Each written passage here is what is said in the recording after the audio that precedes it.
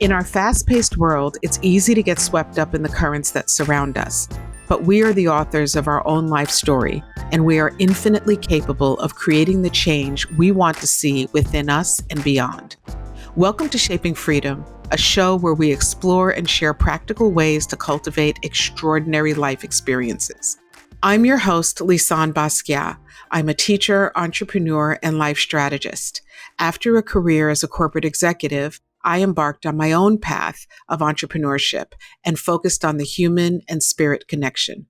I come from generations of trailblazing entrepreneurs, artists, healers, and champions of human dignity. In this episode, we'll be asking the question, can redefining sobriety and redefining motherhood help us reclaim our power and find freedom in our choices? To help us explore this question, we have a very special guest, Ruby Warrington. She's a thought leader, an author, and the founder of the Numinous.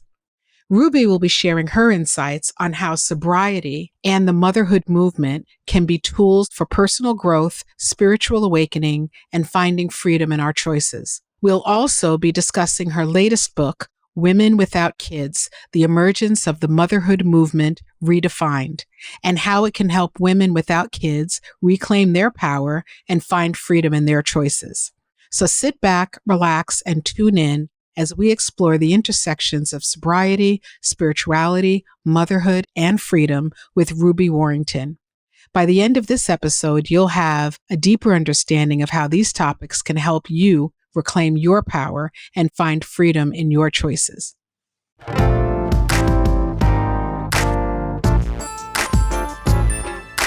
Well, I am really excited to have this conversation with you, Ruby, for a variety of reasons. Okay. Yeah. And so first of all, Ruby Warrington, you are an author. And you are the leader of several movements and a community builder and someone who also helps other people to take their ideas and transform them into words in books. A book doula, I think, is how you refer to yourself. That is a term I use. Yes. And so when I heard, I think Ryan reached out and asked if I'd be interested in having a conversation with you, I, perused through the information, and within 10 seconds, my answer was just yes. And usually, I'll go into like yes, and we can talk about this or that. And as soon as I saw your information, I was just blown away and really excited about the prospect of us having a conversation. So. Well, thanks. I'm excited to hear what sparked that.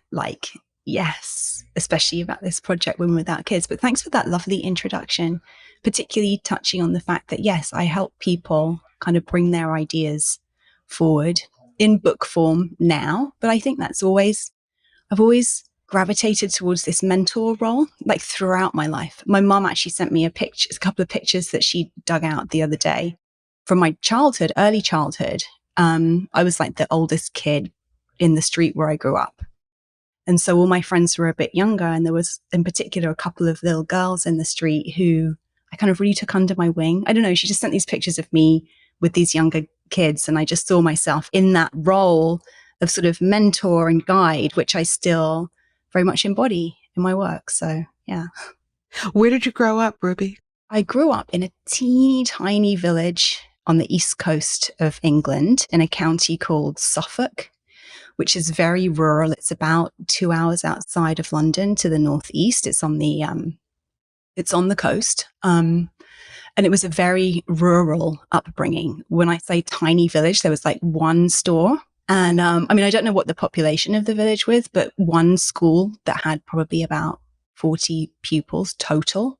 Oh, wow. So yeah, it was very rural, very kind of rustic, idyllic, very outdoorsy, kind of playing in the fields, kind of an upbringing. And then when I was 8, my parents had separated when I was very young. My dad stayed in London where I was actually born. But when I was 8, we moved up to London and I had a much more city life from then onwards. Mm-hmm. That has to be a big difference. I would imagine Yes. going from as rural an environment as you were raised in your early years to going to London. I mean, that's huge. That's like night and day. Yes. And I was so excited. Even at age 8, I was so excited to go live in the big city. It's held so much glamour and sophistication. I was just really drawn to that, even from a really young age. But looking back, I'm so grateful that my mom chose to raise my brother and I for those very early years in an environment where we had so much freedom just to roam and play outside. And there were, we didn't have all the kind of fears that come with being having young children in a city environment. Mm-hmm. I think one of the things that, so welcome to Shaping Freedom, the podcast. Thank you. I'm just like diving right into the conversation here. Welcome to the Shaping Freedom podcast. And one of the things that is that I'm really up to and that I enjoy speaking with people who are just ordinary individuals, because most of us are when we're first born. We're extraordinary, and also, we kind of step into this world, and then there are some people who take on these extraordinary perspectives or choose the ways that they're going to show up in the world and express themselves in the world. And so that was really where the yes came from for me as I perused some information about you. And I realized I noticed how you have these different conversations going about very interesting topics like, being sober and women without children and or without kids, and all these different topics that kind of sit on the periphery of our experience here, but that not a lot of people talk about. And so that was really where the yes came in for me about having a conversation with you, because I was really interested in knowing first a little bit about who you are, and how you, Ruby, came to want to have these kinds of conversations about these, uh, very not talked about, not often talked about topics. Mm-hmm.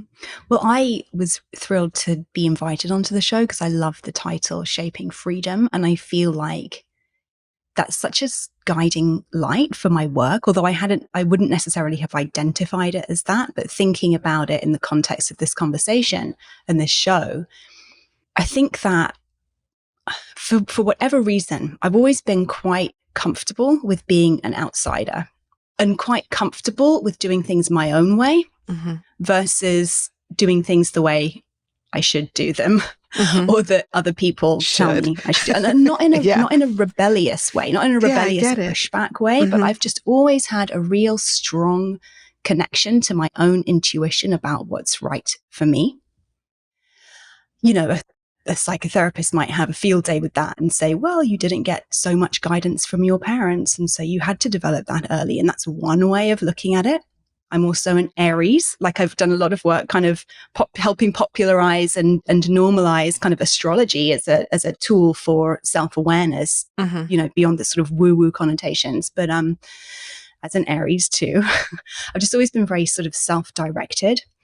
And I think what I hope to offer people with my work is that same level of confidence in making choices for yourself that are right for you, which might not be right for everybody else. It's not even that they're not right for everybody else, but which might mean taking a path that diverges from the norm. To me, that path is freedom, right? Like, if I can really feel confident, and not only feel confident, but also be supported and ask for the support I need to take this path, which is my path, versus this well-worn, well-trodden path that is, quote unquote, the norm, that kind of feels like that's freedom. And I also appreciate that that's very sadly a privilege that not everybody has access to either, And so, in what way is that a privilege, in your opinion? I've been lucky enough to have education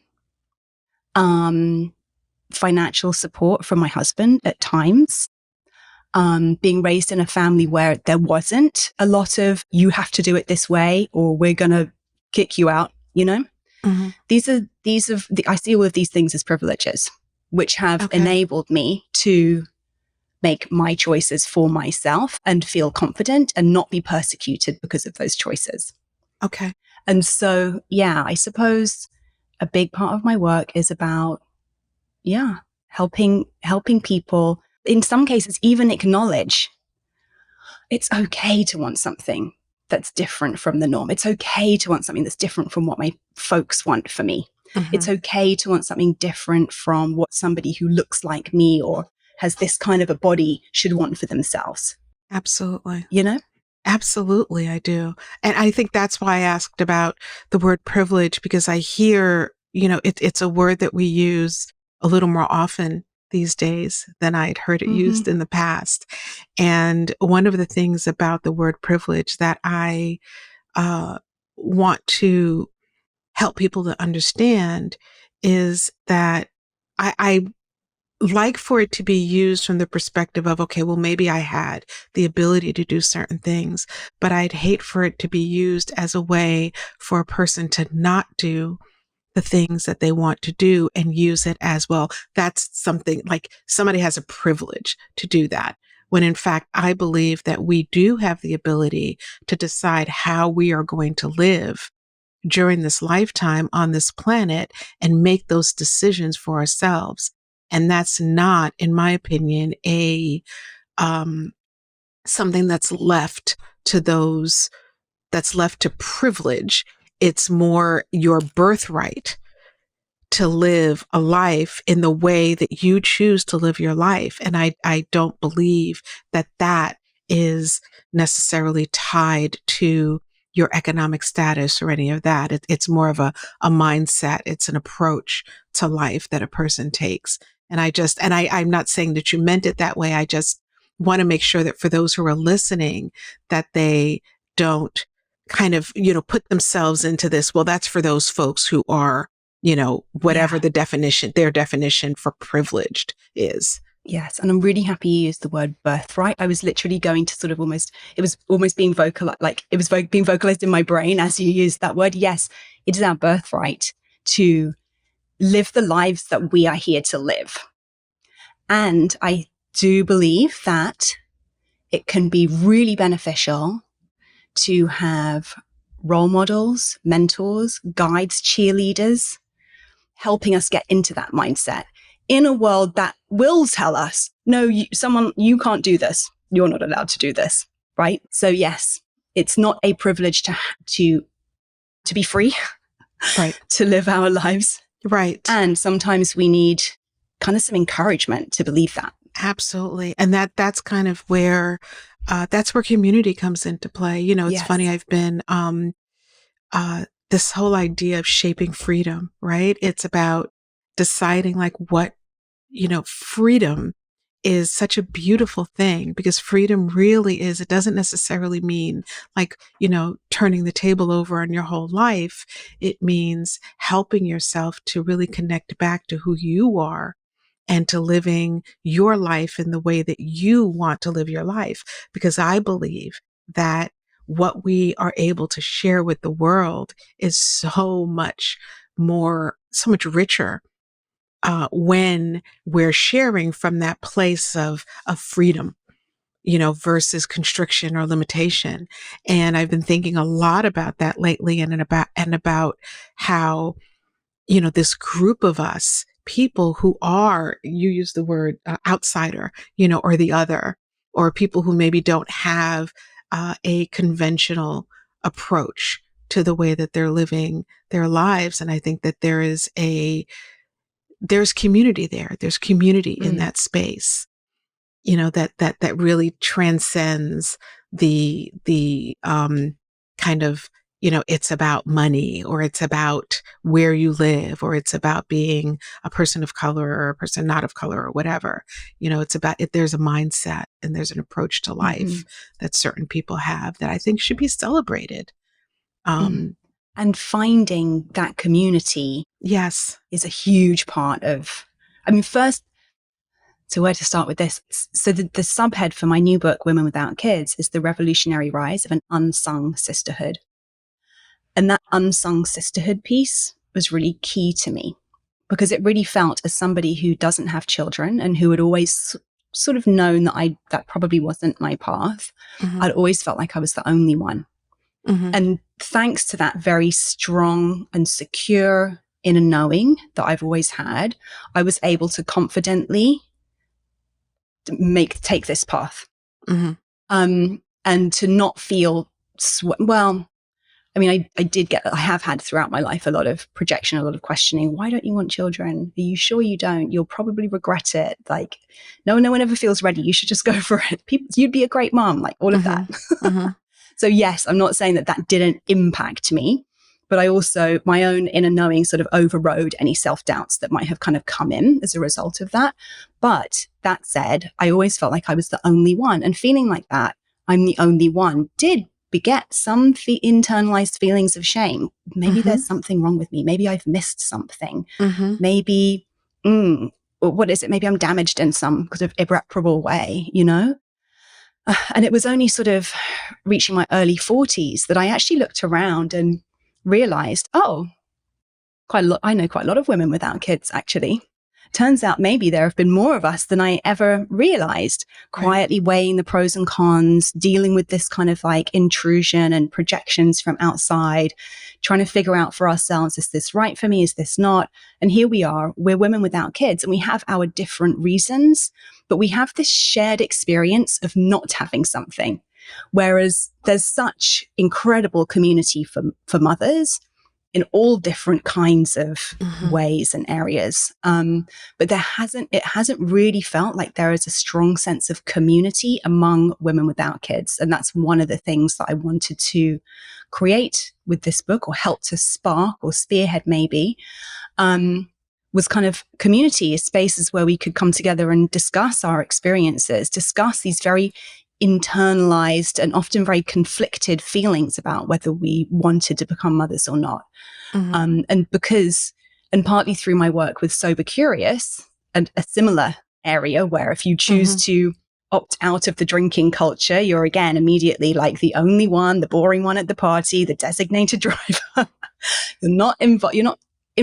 You're not in the gang. Right. But I'd realized how hugely valuable it was to help other people who are having that experience find each other, talk to each other, and within that feel so much more confident about sticking to their path, you know, versus going with the honestly and ultimately peer pressure. You know, that perhaps one of the biggest antidotes to peer pressure is to find another peer group who share your vieys or will support you in your views. And be pressured in that very positive and encouraging way. Positive peer pressure. Yeah. Yes. Yeah. I think that that's one of the things that so many people, I know for myself, I always felt like the other as a child. You know, I'm from Brooklyn. I'm a Virgo, by the way.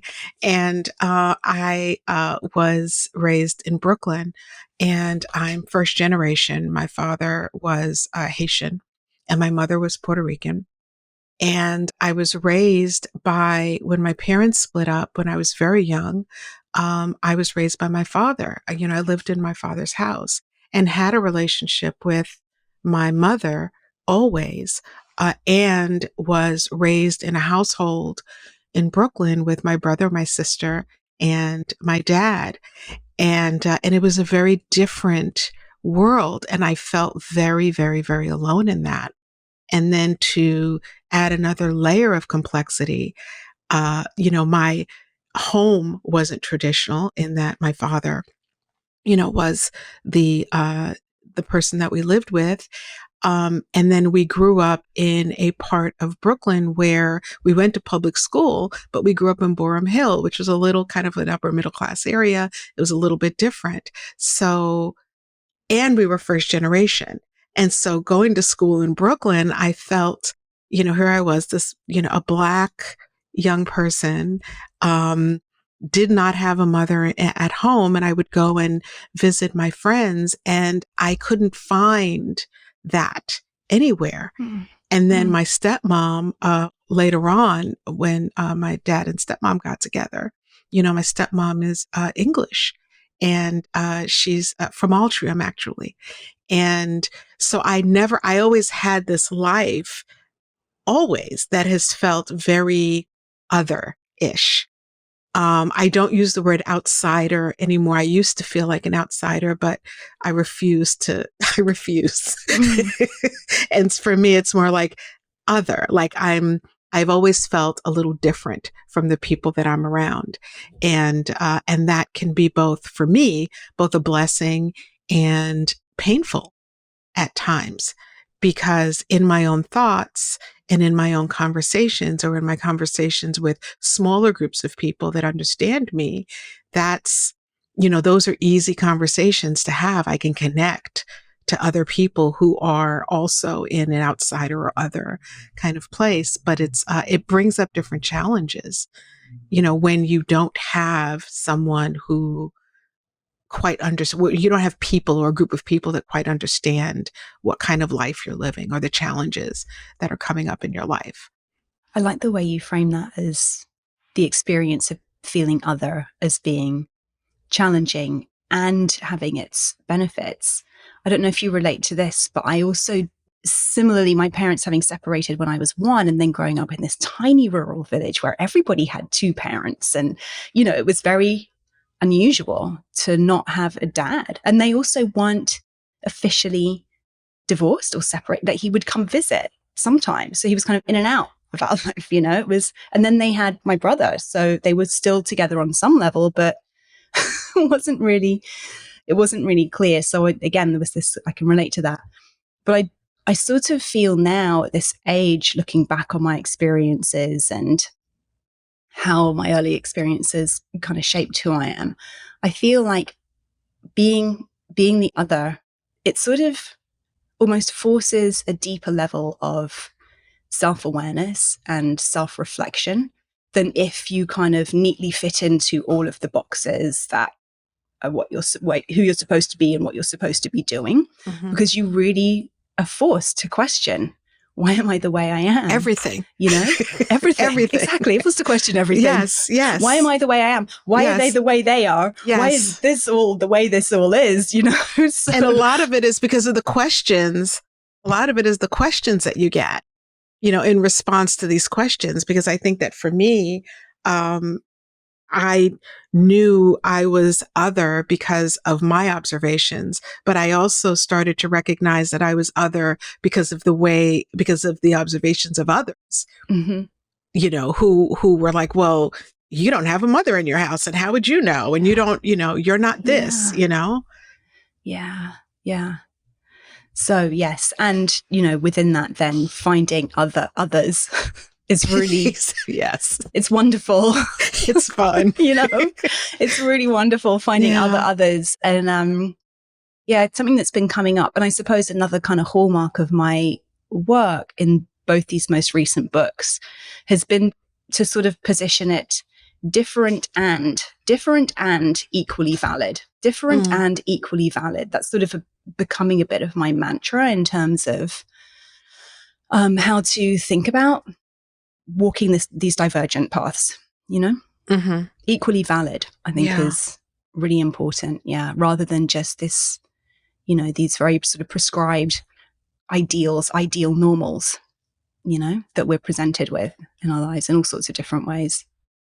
What do you say? And I don't know how often you encounter people who are, and I want to talk about the book in a bit. And before we get there, I wanted to really start to speak to people who are maybe still walking this path of trying to understand how to relate, if you are in this bucket, or if you are a person who is, other or outsider or divergent, or, whatever the label is for it, but someone who maybe is walking through this planet, feeling different, but also, different and equally valid, different and also recognizing their own, your own validity. Like, what do you have to say, or what can we share with folks who perhaps are struggling with that and trying to figure out, like, how do you create both internal validation and also freedom within the communities that you're walking through? It's a really hard question to answer because I think it's so unique depending on a person's situation. Are you other in your family? Are you other in your community? Are you other in your place of work? In which case there'd be different ways to maybe approach that. I guess something that came up just as you were asking the question was like, this is one of the reasons I love astrology. And you also mentioned you're a Virgo, so I'm taking it you're okay with talking about this. Some people still don't like talking about it. I am a Virgo. I am a Leo rising. I can get on. I have a life path of 5. We can get all Fabulous. into it. Okay. Let's go here for a little bit then. Okay. One of the reasons I love astrology is that our individual birth, every human being on the planet has an individual birth chart, which is unique to them. That's right. The birth chart is a sort of a map of the sky, and it shows the position of the different planets of the zodiac at the time of our birth. Every individual birth chart is different. It's unique. Mm-hmm. And just holding that awareness is such a great reminder to me that we're all different. We're all other. We're all unique, right? Right. We might fit into certain, variations of different boxes and be sort of like ascribed the label of normal in certain areas and not in other areas. But underneath it all, we're all completely unique in terms of our personality, in terms of the things that light us up. Of course, there are similarities. And of course, all humans at the same time, and so I'm such a fan of a both and, right? We're all completely unique. And we all humans share certain basic needs. One of the greatest basic needs that we share as human beings is the need to belong, is the need to be accepted. Because we're tribal beings too, we need to feel like we belong because we need to feel like safe. We need to feel like we're part of a tribe. If we're cast out from our tribe, then we're at risk. Our survival is at risk. If you go back to the really kind of primal roots of that need. So the need to belong is one of our deepest shared human needs, which is, I think, why the experience of being othered, we can immediately feel, it can immediately push us into the fear place or the less than place. Whilst on the other side of the coin, being othered is just a reminder of our beautiful uniqueness, And so I suppose finding a way to remind ourselves that everybody is unique, and no matter what they might be broadcasting to the world with their words and actions, on the inside, they might be experiencing many of the same insecurities, fears, feelings of shame, self-doubt that we're experiencing too. And this is why I love podcasts, because I think podcasts are such a great way to kind of dig into some of those deeper inner workings in a way that feels really intimate, but that lots of people can kind of get an insight into. So yeah, I think reminding yourself that everybody is unique, everybody's different in a way. And as much as you might feel like you're being othered, that everybody experiences that to an extent, Yeah. But then also, that said, finding places where you do belong or feel like you have found your people and really prioritizing that.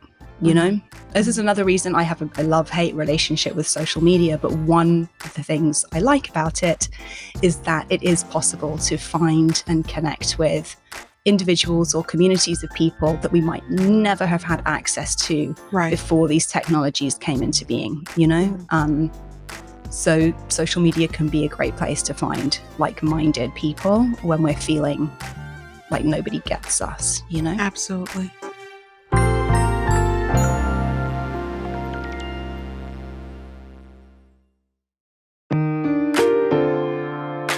Today's episode is brought to you by a transformative and healing workshop designed exclusively for women, the Shape Your Foundation Retreat for Women in the Family. Are you seeking to break free from the overwhelm, burnout, and emotional turmoil that have been passed down through generations? Are you ready to heal, grow, and create a healthier family environment for you and your loved ones? Join me, Lisane Basquiat, former corporate executive, life strategist, and the founder of Shaping Freedom, as I guide you through a 3-day retreat focused on personal growth and building a solid foundation within your family. Over the course of this immersive experience, you'll learn how to identify your values and beliefs to better understand your family's patterns, how to set clear boundaries, and to improve your communication style, how to address and heal from generational trauma. Bring along a female family member or a friend who also wants to embark on this important personal growth journey. And on the final day, we'll celebrate your progress together with a special brunch hosted by me. Don't miss this incredible opportunity to forge a new path for yourself and for your family. To reserve your spot, visit our website at shapingfreedom.com or click on the link in the show notes. Together, let's shape a strong foundation for ourselves and for our families and create a lasting legacy of love, support, and understanding.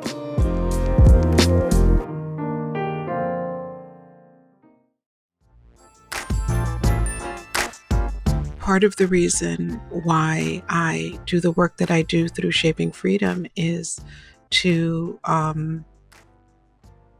also help people to remember that sometimes we get so caught up in wondering about what external forces or people think about us, and we cultivate our relationship with the outside world based on how, validating people are, or different systems are.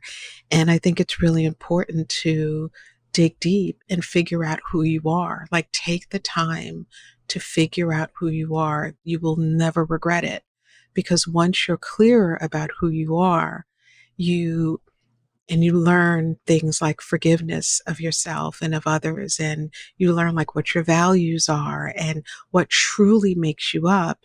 It puts you in a position of building your inner confidence and acceptance, because once you accept yourself, then what you're seeking is community and tribe versus acceptance of other people. Right. Because when you're looking for acceptance for other people, or when you're looking to please other people, you wind up doing things like I did when I first went to college. I went to college to become an accountant. Not me. My dad was an accountant. I can't picture that. Yeah. Yeah, right. And I was like, oh, I'm going to go and become an accountant. I've known you for half an hour, but I can't picture that. I'm telling you. And I was sitting there in class and I'm like, what am I doing? This doesn't make sense. And so I stopped and I cut that short really quickly, and then went into corporate, for some of the same reasons. I went in and I built a corporate career, and a lot of it was because I wanted to prove something both to myself and to other people, that I could fit into what was acceptable, because it can be difficult to be divergent. It's not always comfortable. And then over the years, even while I was in corporate, I've always had a pretty strong sense of my identity and who I am. And so once I kind of got through and worked through, doing things for, to please my father, who was, again, an immigrant, and who was like, in this country, you do these things. And this is what success looks like in this country, for people in this country. And once I kind of got through that and got back to myself, I recognized that it really is about the work that I do within myself. And then, and only then, can I truly find the people who are my tribe. Yes. And who those folks are, and so that we can have that common conversation. Absolutely. I love that. And I think it's just making me think of how many people living quote unquote normal lives are feeling trapped, feeling unfulfilled, questioning, is this my purpose? Is this all there is? Is this what life is about? I've been that person. I've pursued my early career, a career in magazine journalism in the UK. It was this sort of glamorous, cool career path. And I really felt like it was everything I wanted. And when I was finally in my dream job, I became really depressed because I was so unfulfilled and so stressed out. And I felt really like bizarrely angry with everything all the time. And it just sort of felt like, oh, no, this isn't it.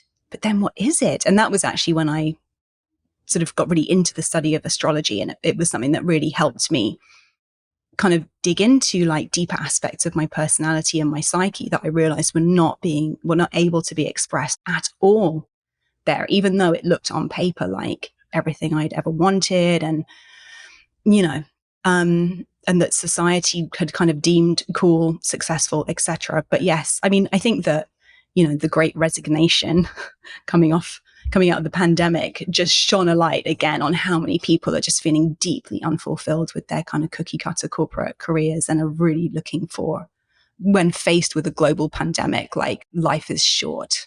Is this it? Right. Absolutely. And there are possibilities, because we lived within possibilities that we could never imagine.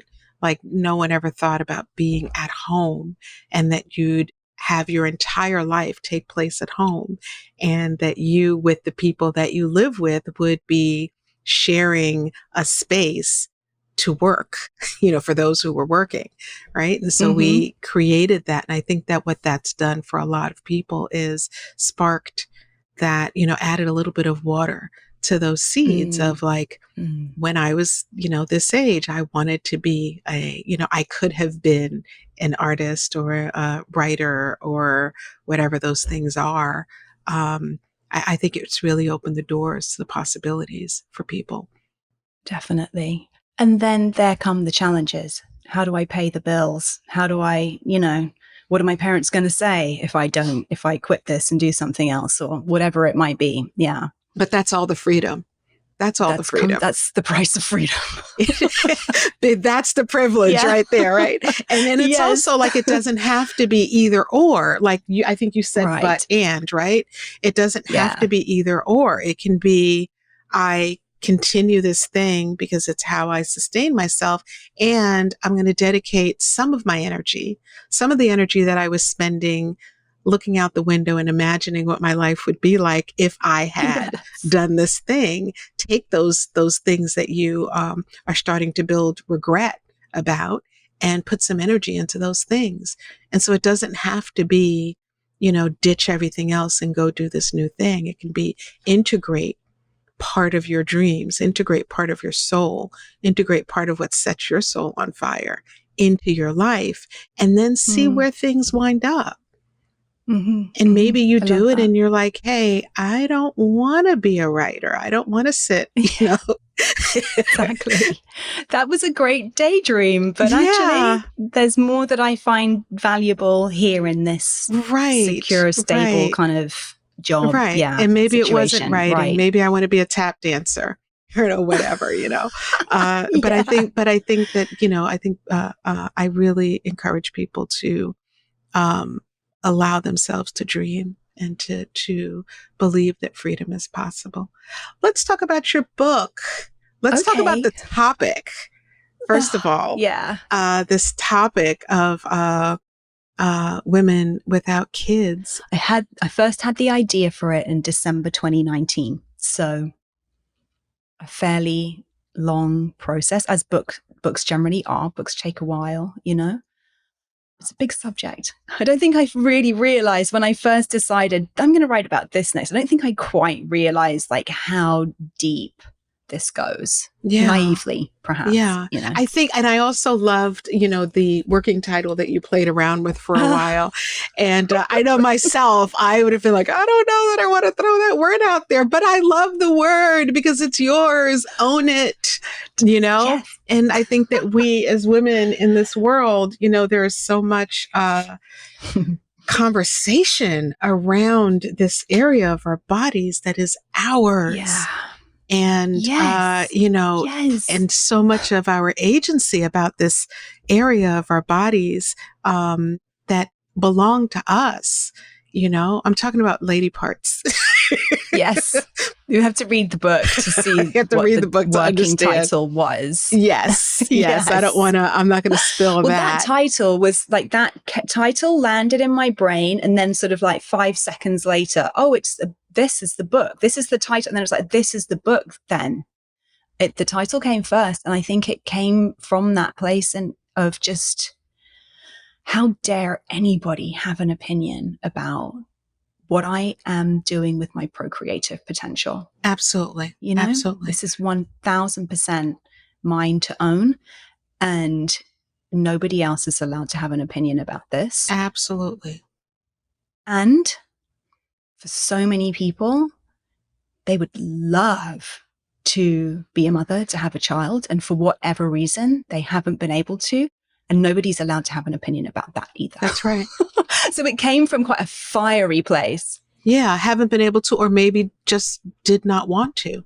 Well, exactly. Yeah. Yes. Sorry, to clarify, my position is I never wanted to have children. And that was always one part of my otherness, a big other, as we touched on. But I, acknowledged it sort of almost in the same breath that for many people, that doesn't feel like a choice, not being able to have children, whether it's due to fertility issues or just due to life circumstances, not making it possible. It's an incredibly emotionally fraught subject, no matter where you are on the spectrum of desire or aptitude or capability for parenthood. And it's so unspoken. It's something that we don't talk about in sort of like curious and compassionate ways. There's a lot of judgment. There's a lot of prejudice. There's a lot of people have a lot of ideas about how things should be in this area, and that doesn't reflect human experience. I think even, and this is something I hear repeatedly from mothers who've engaged with the work too, like even within the experience of motherhood, there's such a spectrum of positives, negatives, challenges, opportunities, conflicted feelings, That's starting to be spoken of a little bit more, I think, but it's relatively recent that mothers have even been allowed to express dissatisfaction in the role of motherhood, or feeling challenged by the role, or even, God forbid, anything like regret about having become mothers, So these are all conversations that are really at the heart of our lives as women, regardless of whether or not we have children. And yet there's very little kind of nuanced, compassionate conversation in this area. Mm-hmm. Do you remember the moment where you decided that you were going to, like, this was a writing project that you were going to take on? Yeah, I remember very clearly. I remember very clearly. On? Who said something? Who said something to piss you off, Ruby? It came from the seed was very inspiring. To tell the story a little bit, to give some context, I was feeling incredibly burnt out after Sober Curious. My last book had come out, and had finally managed to get a few days away, and went with my husband to the island of Vieques off the coast of Puerto Rico. And I think on like the third day we were there, we'd gone to the beach and it was kind of raining, sunshine showers. And every time it showered, we would go under this little like hut on the beach to shelter. And there was a box of books in this hut, and they were all damp and covered in sand. And one of them was a book called The Silent Passage by a journalist named Gail Sheehy. She wrote the book Passages, which is very well known, sort of all about life transitions. But The Silent Passage, this was her book about menopause. And she frames menopause in this book as the gateway to a woman's second adulthood. And it was the first time I'd heard menopause spoken about in positive terms. And I think I was 43 or so at the time, and was sort of beginning to look ahead. The word perimenopause had been kind of popping up here and there. I'd been kind of monitoring my system and just kind of wondering, just curious, wondering, how will this be for me? And so finding her book, which I read that day, like I devoured it in the day on the beach, was so inspiring. I found myself feeling quite excited about this next phase of my life, And within that realization, realized, and I have no regrets about not being a mother. And no part of my body feels like it's going into panic mode of time's running out. Shit, you've left it too late. You've got to do it now. And I realized, no, I wasn't meant to be a mother. That was never, this has always been the right path for me. And all of that questioning I had done, and all of that, those opinions of other people that had rudely intruded into my life, it just felt ridiculous that this had been so expected of me and had been seen as so strange and other, when it was just obviously the right path for me. And that was when the idea came in. I want to write a book that presents non-motherhood as equally valid to motherhood, you know? And then within that, I think I just reached a stage, having quit drinking several years before and got a lot more clarity about the sort of root causes of any of the kind of existential like dis-ease I'd been feeling. And I was at a stage in my kind of personal development where I was ready to actually answer that question for myself. Why do you not want to be a mother? Why did you not want to have kids? Because still, as much as I'm saying this path is equally valid, and still I'm a mammal, I'm a human mammal. I have the parts, like there's a very kind of, loud and overarching theory that human beings are designed to procreate, like that's the purpose of our species, or a large part of our purpose. Why have I not wanted to do this thing? And so I decided to, okay, I'm going to bring my journalistic mind to this, and I'm going to really dive into it, and really look at all of the reasons behind my decision. But then also zooming out, the birth rate globally has been dropping steadily, steeply for the past 100 plus years. That huge demographic shift, which will reshape how our societies look over the course of this century, how we work, how we live, what family looks like, elder care, all of these things are going to be deeply impacted. But that shift represents millions and millions and millions of individual choices and decisions on behalf of women. And so, yeah, I wanted to give any and all women, and women identifying individuals, the opportunity and the permission to really get clear on my why for being a woman without kids. I think also there's this idea of, create is not just about procreation. It's also about, what you create in the world, whatever that is. And I'm not saying that, and I think that's true of everybody, and if we're speaking about women right now, I think that's true of every woman. At the end of the day, we feel, the ways that we feel based on what we're able to create, I think. Mm-hmm. And I'm not speaking to motherhood here. I'm speaking to, what you're able to take in from the world and then bring back to the world in some way. So I think that we've become, as a society, overly committed to, or overly focused on this word procreate as we apply it to women, when in fact, yes, it's, the world runs based on what we're all able to create.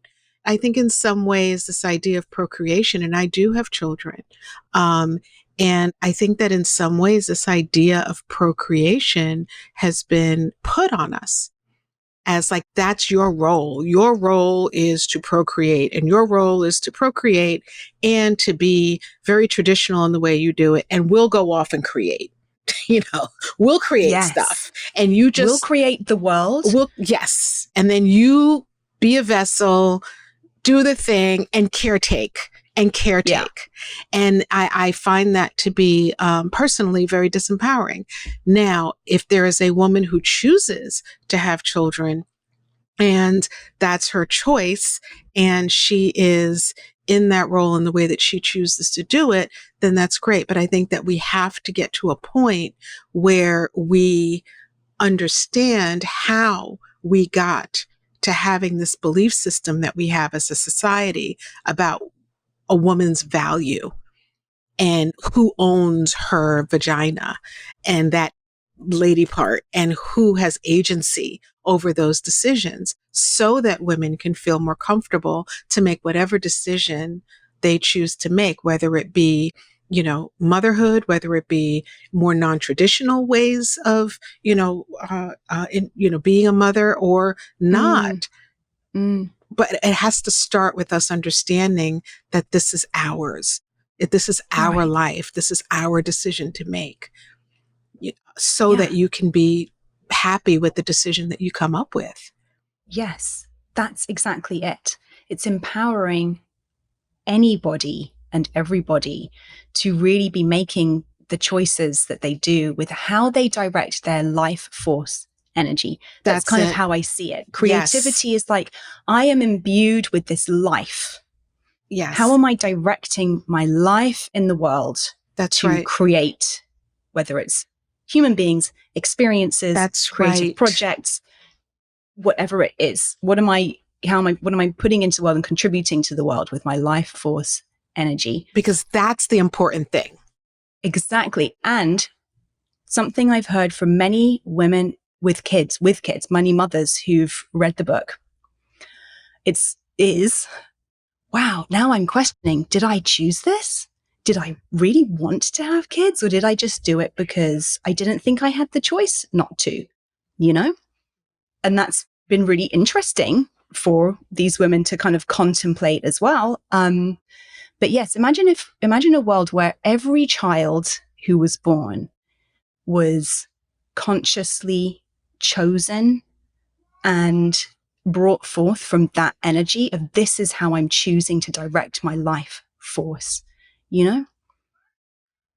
Not saying that anybody who has children, because it's just what we do, doesn't love their children or can't be a fantastic parent. But I just think the more consciousness we can bring to this decision in particular, given that it's literally one of only, I think, 2 decisions that we can make with our lives that's irreversible. Mm-hmm. The other decision being to end our own life. Right.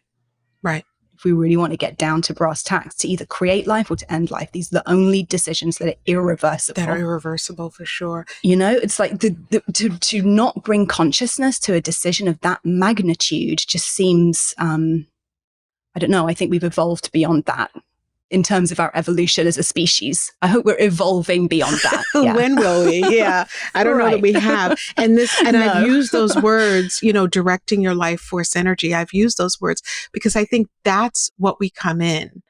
That's what we come into this earth with, like in that moment in time, if we're going back to astrology, right? Like on September 3rd for me, right? In the year I was born in Brooklyn, there was this moment in time where Lisane, Basquiat entered the collective, right? And then I am made of energy. I am life force energy. And then my life is this path of a bunch of decisions that I make from day to day to day about how I'm going to direct my life force energy. And there are some people who choose to direct their life force energy into doing the things that are laid out for them, and there's no judgment, and that's great. And there are some people who choose to direct their life force energy differently. And I think that once we understand that so much of what's happening in the world and in our day-to-day lives is deeper than the ways that it seems. It's not about this group of people, this gender that is like defining the world for us. Like, we each have our unique life force energy. What are you going to do with it? What are you planning to do with that? And then how are we going to relate to each other with respect and with honor for the decisions that others choose to make? I think it's an important thing to consider and to imagine, because what if? What if? I think it's a vital thing to consider. Absolutely. And then within that, some people are going to just be more comfortable or find it more appealing to, travel the path that is well traveled, and to go the more traditional route. And that's absolutely great. Not everybody has the stomach for a life of unbridled freedom in a way, because it does come with like choices make life more complicated. The more choices, the more complicated. That's right. It can take a lot of energy and self-conviction and deep inner searching to kind of really ask those questions. How am I going to bring my life force forward in the world in the way that's meaningful and impactful and fulfilling for me? Some people might not have the stomach for that or the desire for that, and that's absolutely fine too, but yeah, I do think these are questions that more and more people are asking, which is reflected in the fact that the birth rate is dropping, because for so long having children has been presented as the ultimate path to fulfillment. Like whatever else you might do with your life, if you don't do this one thing, you will die empty and unfulfilled. And I think that people are questioning that, actually. And the ultimate path to being good, to having a good life, a good life is where you do the things, and then you get married and you stay with that person and you have the children, and and I think that has been laid out as the path to success. And it can be challenging when you're a person who maybe doesn't have that same traditional path. I mean, I'll speak, for myself, having, I stepped into adulthood feeling like I had done it wrong already because I didn't have two parents in the home. It was already different. So I think that it's important for people for all of us to understand and recognize that the world really is changing, and, things are shifting, and there's some discomfort in shifting, because creation is also about the labor of pushing things through and coming up with an idea and having the idea be kind of all over the place and not knowing, there's some uncertainty to creating anything. And I think we're in the middle of that. And the pandemic kind of was another piece of that for all of us. Absolutely. But I think we're on our way to some place that's a little better and a little more interesting. I think so. than we were trying to kind of lay this thing out, this world out. Exactly. Yeah. Yeah. I hope so. I mean, it's making me think like creation is basically giving order to chaos. Like creation comes out of chaos oftentimes, chaos of sort of just nothingness or nothing coherent, like creation. And I'm thinking about getting a project that arrives in my brain and then organizing it into this 70,000 word manuscript that makes sense and says everything that it needs to say in the order that it needs to say it.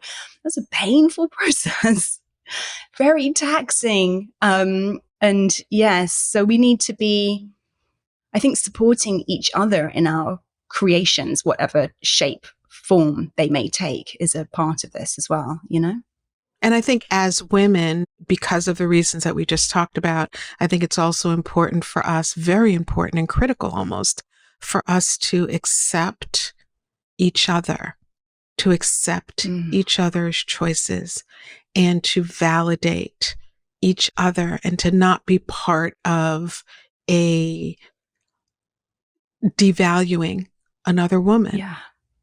For whatever her choices are. And I think you said it so beautifully in the beginning of this conversation, about, weight, color, choices, career, whatever these things are. I think it's really important that we validate each other. I know I have, when I think about the friends of mine who don't have children, and sometimes I, will be in a conversation and they'll always start with, I don't have children, but, and it's like, you don't have children and speak your piece, and right? You have something to say. And you have something to say. And I think that a lot of times we as women have been pushed into this kind of corner of permission seeking and,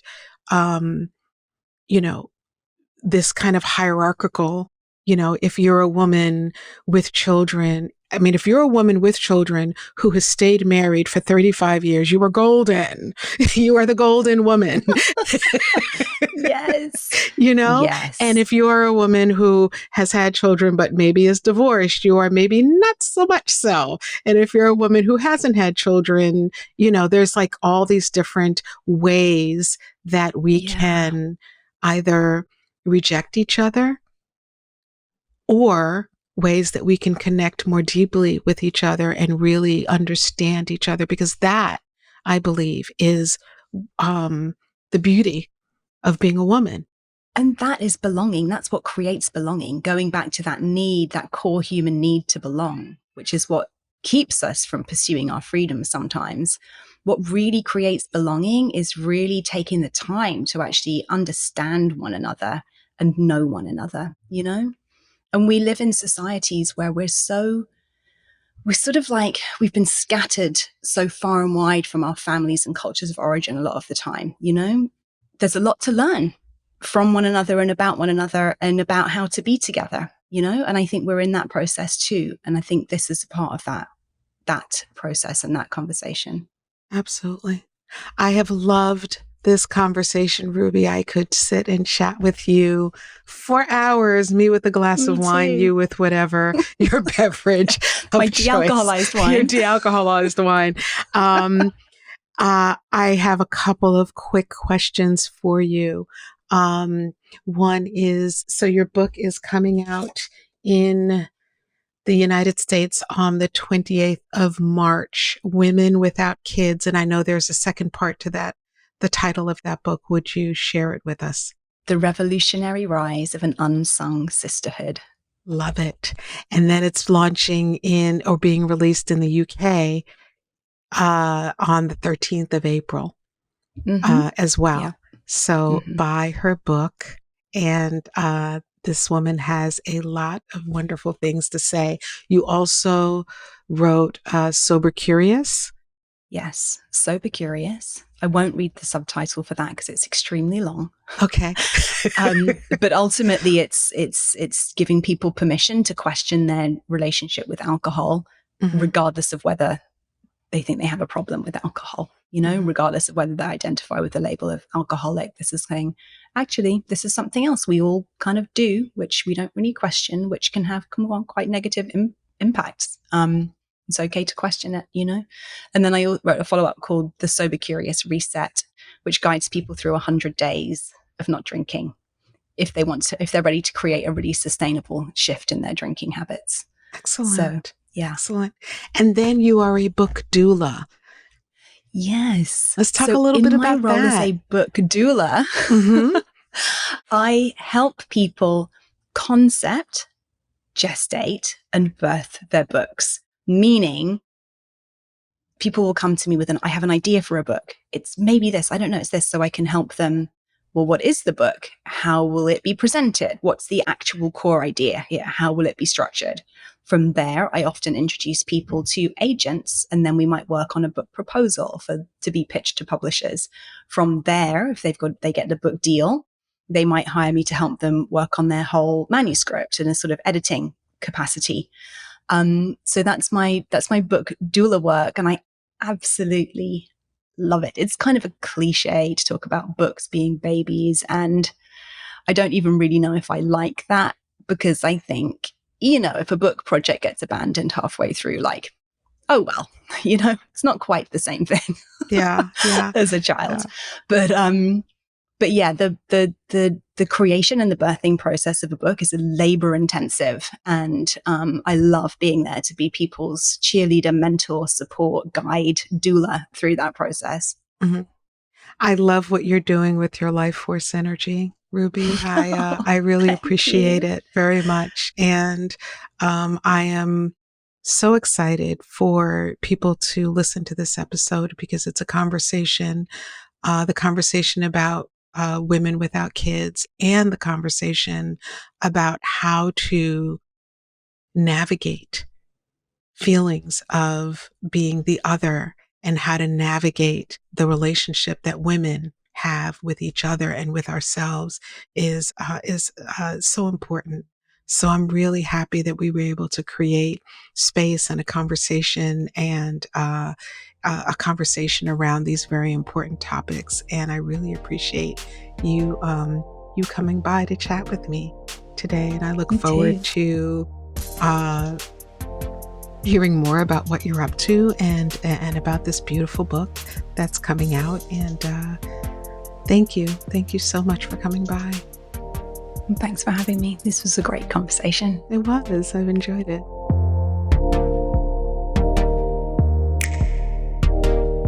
On this episode, we explored the question of how redefining sobriety and redefining motherhood can help us find freedom in our choices. My conversation with Ruby Warrington provided 3 key takeaways. First, we discussed the importance of exploring sobriety as a tool for personal growth. Ruby shared how sobriety allowed her to tune into her intuition and to connect more deeply with herself. Second, we talked about the need to redefine motherhood and find freedom in our choices. Ruby challenged the societal expectations placed on mothers and encouraged us to create our own definitions of motherhood. Lastly, we discussed the power of spirituality in our journey towards freedom. Ruby shared how she found spirituality as a means of connecting with something greater than herself, and how it has been a transformative experience in her own life. Be sure to pick up her recently published book, Women Without Kids. I really hope that this episode has provided you with insights and inspiration to explore these themes in your own life. Thank you so much for tuning in to the Shaping Freedom with Lisane Basquiat podcast, where we bring you thought-provoking conversations on creating and living a life of freedom. Be sure to also rate and review this podcast. It would really mean the world to me. Until next time.